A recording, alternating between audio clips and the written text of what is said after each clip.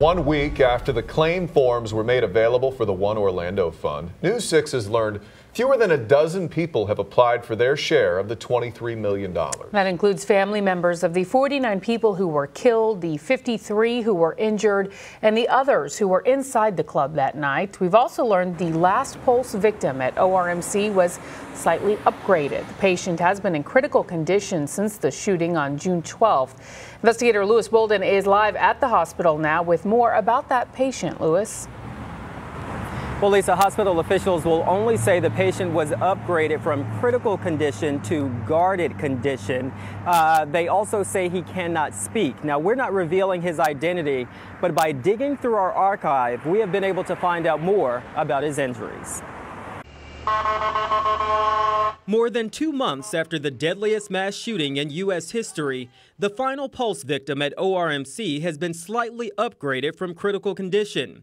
Hospital officials wouldn't say much about the patient's injuries, but 2 weeks ago, his mother did. Yo tengo mi hijo en el hospital. I'm the mother of one of the victims that's in the hospital right now. At this town hall meeting for the OneOrlando Fund on August 4th, a woman who only spoke Spanish and used a translator said her son was badly injured and still hospitalized. El cual está en cuidados intensivos. We got notified that he's in critical condition.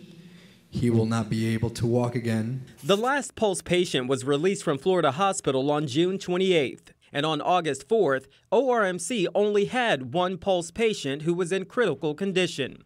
The woman wanted to know how to file a claim to get her son's share of the $23 million in the OneOrlando Fund. I take it your son is unable to act to file the claim. You say he won't walk again. Is he able to file his own claim? No. The woman was instructed how to file a claim on her son's behalf, and almost 1 week after the claims forms were made available, fewer than a dozen people have applied for the money. That's out of the 49 people who were killed, the 53 who were injured, and the others who were inside the club when the shootings happened.